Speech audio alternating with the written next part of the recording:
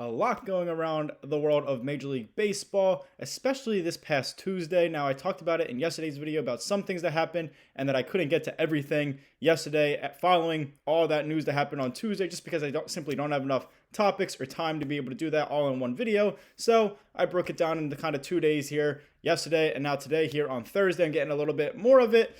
Welcome to Phillies Daily, everybody. I'm your host, Mike Henley. Make sure you guys subscribe for more Phillies content right here on Phillies Daily. It's much appreciated, as are all of you. So thank you guys all for keep on tuning in, commenting, all that fun stuff. I love going back and forth with you guys in the comments about your thoughts, my thoughts, our opinions, our different opinions, all that fun stuff. That's what sports is all about. That's what entertainment's all about. It's debating, sparking conversation, and something to take your mind off everyday life. Now, something that didn't necessarily involve the Phillies, but kind of affected them to some degree maybe. Tuesday, there was a pretty interesting and significant trade that went down in Major League Baseball, and that was the Los Angeles Angels traded outfielder Taylor Ward to the Baltimore Orioles Tuesday night. In return, the Orioles got young right-handed pitcher starter Grayson Rodriguez. Now, Taylor Ward, he had been linked to the Phillies. Previously, the Angels were reportedly listening to offers on him and their other outfielder, Jo Adell, this offseason. Although they didn't necessarily want to trade either of them, they were listening to offers and ultimately now did trade Taylor Ward to the Orioles. Taylor Ward is a right-handed power bat. Now, we all know we all want a right-handed power bat, particularly in the infield or the outfield. The Phillies are looking for that. They've publicly said that, as are a lot of Major League Baseball teams looking for an outfield right-handed power bat. It's just hard to come by these days for whatever reason. There's just a lot of left-handed bats out there on the market and available, or teams already have. Taylor Ward had a career year for the Angels this past year in 2025, a career-high 36 home runs. He had 103 RBIs as well. Again, he was linked to the Phillies this offseason. Could have been a very good get for them. Now, Ward is going to be 32 coming up next month in December. So he was a little bit older, not really a younger guy that could have stuck around for the Phillies for a while. But again, the Phillies are a contending championship caliber team. So you're not always looking for the young. You're looking for guys that can help you win now. And Taylor Ward definitely would have done that. He would have came in at a position of need, a weakness from this past season, to help out that outfield, give them a right-handed power bat in the corner. The guy that hit 36 home runs, drove in 103 RBIs on an Angels team that wasn't in the playoffs. So he definitely would have benefited from playing in a better Phillies lineup, playing in a better hitter-friendly ballpark like Citizen Bank Park. Unfortunately, that won't happen. I don't know how much interest the Phillies had, if any, in him, but now that is an option crossed off of their list here this offseason. Now, I did mention Jo Adell, the Angels of the outfielder. Taylor Ward was always going to be the likelier trade candidate just because he's going to be a free agent after the 2026 season. He is going to be 32 years old. Jo Adell, on the other hand, has a couple more years of club control. He's only 26. He's coming off a career year as well. He used to be a former top prospect, so maybe he finally found something and he could be a big piece for the Angels moving forward. He could still be traded. Who knows? The Angels were reportedly listening to offers on him as well. He's another right-handed power bat in the outfield, best suited for a corner outfield spot. So maybe the Phillies could swing a deal for Jo Adell, but again, unlikely, and it's going to definitely cost a lot more to trade for him than it did for Taylor Ward. And even so, Grayson Rodriguez, he is a very, very interesting and a very good player when he's healthy. Now, he missed some time in his first 2 years with the Orioles in their starting rotation in 2023 and 2024, and then he missed the entire 2025 season with an injury. He was a former 11th overall pick back in the 2018 MLB draft. He's still just 26 years old, a former top prospect with the Orioles. He has 4 more years of club control, so he won't be a free agent until 2030. 13-4 this past year, or no, in 2024, I mean. He was 13-4 with a 3.86 ERA, 130 strikeouts in 116 and 2/3 innings back in 2024. Again, he missed some time due to injury that season, as well in his first year with the Orioles in 2023.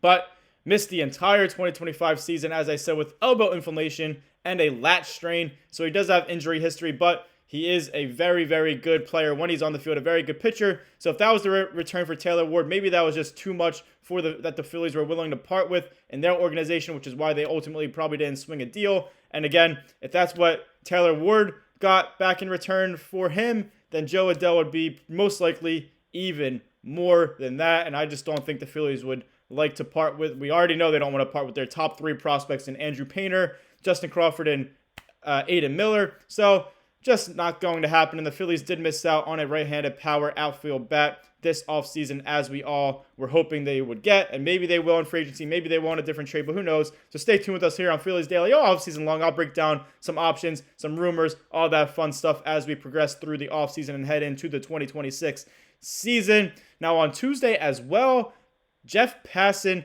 the ESPN's analyst, MLB insider, he is very well versed in Major League Baseball, as we all know. If you follow Major League Baseball at all outside of the Phillies, Jeff Passan, he put out a piece about an offseason preview about a bunch of top free agents, trade rumors, different teams' thoughts and stuff heading into this offseason and already into free agency and all that fun stuff. And he had some interesting notes about the Phillies. First, Kyle Schwarber, obviously their big free agent, runner-up for the 2025 MVP behind Los Angeles Dodgers Shohei Ohtani, career-high 56 home runs, 132 RBIs, led the National League in home runs, led MLB baseball in RBIs in 2025. Just a crazy year for Kyle Schwarber. He is a free agent, but Jeff Passan kind of noted Kyle Schwarber's starting price in free agency. And in my opinion, once you hear this, it is just way too much. And I think if that's going to be the price and the years, I love Kyle Schwarber. We all love Kyle Schwarber. He's a great player, great guy in the locker room, great guy in the clubhouse,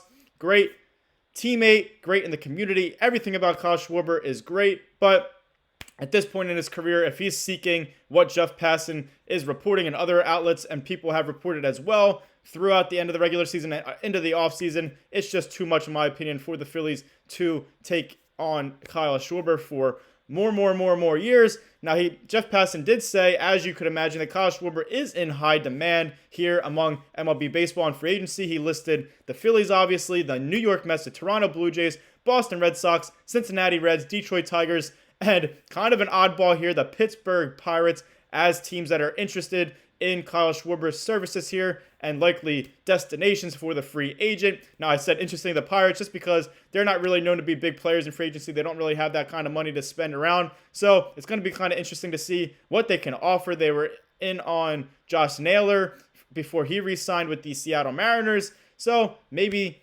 who knows, they can make a big swing at Kyle Schwarber. I don't think he would go sign with them anyway. But Jeff Passan kind of noted that Kyle Schwarber will be getting a 5-year contract worth $30 million plus, and that's kind of the starting price I mentioned, $30 million plus. So it could turn into $35 million, $40 million, depending on how badly these teams want him. He also noted, and other outlets have also noted, and people also have noted, that it could even go into the 6-year range. And at that point, again, 5 or 6 years for Kyle Schwarber, $30 million or more. Just way too many years, way too much money, in my opinion. He's going to be 33 years old in March, so 33-year-old throughout the 2026 season. He's strictly a DH at this point in his career, doesn't play the field. So committing that many years, committing that much money to a strictly DH 33-year-old, it's hard to imagine that he's going to keep producing the way he did in 2025. That was kind of an outlier of a year. He's had really good years with the Phillies, had really good years throughout Major League Baseball with his power numbers, but 56 home runs, 132 RBIs, it's just hard to imagine him replicating that or even coming close to that, again, especially getting up there in age. So I believe he'll still be a very good player, still should be a very good player, but I believe he's going to kind of be like a 30-plus, 25, 30-plus home run kind of guy, 100-ish RBIs, right around that mark, maybe a little bit less, maybe a little bit more, throughout at least the next 2-3 years, and then in that last 2 or 3 years of a 5 or 6 year contract, it might even get less and less just because he'll be getting closer to the age of 40, and it's just hard to produce at that level. So I don't think it's going to be the right investment for the Phillies to put that much money into Kyle Schwarber. We all love him. He's great, but just doesn't make sense in my opinion. And Jeff Passan kind of noted that, and other people, insiders and analysts have noted that the Phillies' fallback plan could be Kyle Tucker in free agency. He's an outfielder. He's a left-handed bat as well. He can hit for better average than Kyle Schwarber. He can hit for power. He's likely going to get like a 10-year contract, but he is like 4 or so years younger than Kyle Schwarber as well. Still in the prime years of his career. When he's healthy, he's one of the best players in Major League Baseball. He's an MVP caliber player as well. So I would rather put that money into a guy like Kyle Tucker than a guy like Kyle Schwarber at this point, if that's what you're going to be paying for and the years and all that kind of stuff. We'll see what happens. It's going to be a long offseason. It's going to get more interesting as we get closer to the winter meetings in early to mid-December. So stay tuned, as I said, here with Phillies Daily, so I can give you all this updated news and rumors and my thoughts and talk to you guys in the comments as well about your thoughts. Now, Jeff Passan also noted on Tuesday that JT Realmuto, one of the Phillies' other free agents, he is only going to be commanding about 2 years. That he's saying he's not going to demand more than 2 years in free agency for a new contract. He's going to be 35 in March. He's 34 right now, so he'll be 35 throughout the 2026 season, JT Realmuto. And 2 years is a perfect amount because people have been reporting that he could be looking into that 3-year kind of mark, and that's just too much for a catcher who's going to be 35 years old, 35, 36, 37 years old. You just can't expect him to be behind the plate every game like he has been, and can't expect him to keep up his offensive numbers. Catchers aren't typically the best offensive players, as we all know. JT Realmuto had some good offensive years, obviously not the kind of offensive guy he was in the past, so you gotta expect that decline as he gets on. So 2 years is a good number, especially for these playoff contending teams. That Passan had noted that 2-year mark puts all these playoff contending teams more in the picture for JT Realmuto. He's a workhorse. Again, not the same guy he used to be. Excellent with the pitching staff, excellent game manager, but his level of play has declined both defensively a little bit and obviously offensively. The Phillies don't have much in the organization, as we all know, behind JT Realmuto. If they were to let him walk, they have Rafael Marchand, who's still young, hasn't really had a great chance to prove himself at the major league level, had some injury history in the early parts of his career in the minor leagues that kind of stunted his development. They have Garrett Stubbs still that they could bring back, but we all know he's not the kind of guy you want playing every day. And it's pretty much slim pickings in free agency. It's kind of just veteran guys, kind of like JT Realmuto, but worse than JT Realmuto. So it doesn't really make sense to go after them unless you have to. If JT Realmuto's not back, they could always trade for a younger catcher. Adley Rutschman with the Baltimore Orioles has been a popular name as of late. I made a video or two on him you can go check out on Phillies Daily. But with that trade for Taylor Ward, obviously the Orioles did not have a very good season in 2025. Very just down season that wasn't expected, but they made that big trade for Taylor Ward, so it's hard to imagine that they're going to trade a catcher like Adley Rutschman away. That could be and has been such a big piece to their team that's still just 27 years old, I believe. Just wouldn't make sense, but a trade that the Phillies could look into is with the Chicago White Sox for one of their young catchers. And last week, I believe it was, a baseball sports reporter and Baseball Writers Association of America member, Francis Romero, he tweeted out that, or put an X post, whatever you want to call it, he tweeted out that multiple MLB teams are interested in White Sox catcher Edgar Quero. Now, Edgar Quero, he's a 22-year-old Cuban switch-hitting catcher. So he hits from both sides. He's very young. He's got potential. He's already been playing at the major league level with the White Sox. He debuted with the White Sox actually this past year in 2025. Not necessarily a great offensive year, still developing as a defensive catcher as well, but he's got elite potential and still just very young, and he's already playing at the major league level, so that's a plus. Has that experience. He hit .268 with a .333 on-base percentage, 356 slugging percentage, 689 OPS, 17 doubles, 5 home runs, 36 RBIs in 111 games this past year in 2025 with the White Sox. Obviously, not very powerful guy at the plate as of yet. 111 games, that's a lot of experience though.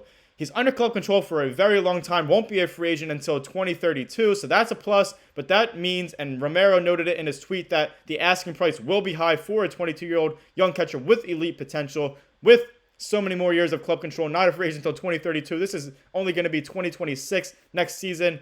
So it could be an option. The White Sox do have other catching options. In fact, they have another young catching option that had a little bit better of a year than Quero had in 2025. So at some point, they're going to have to decide which one is going to be moving forward with their future. They don't really have to right now because they're not a very good team. They can let these young guys play. The DH helps. Quero could DH. He's done it before. Same with their other catcher. But he's an option for the Phillies if they're looking to make a trade to get younger at the catching position and move on from JT Realmuto. I think they'll ultimately re-sign JT Realmuto. You kind of expected to at this point, especially with that 2-year contract report coming out by Jeff Passan. Hope you guys enjoyed this episode of Phillies Daily. I'm your host, Mike Kennelly.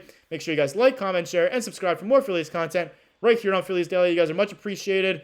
A lot of news, rumors going around in Major League Baseball involving the Philadelphia Phillies. So as always, stay tuned with us here on Phillies Daily. I'll break it all down for you guys, especially as we get closer to the winter meetings. It's going to be a fun time, very exciting. Again, thank you guys for watching, and as always, go Phils.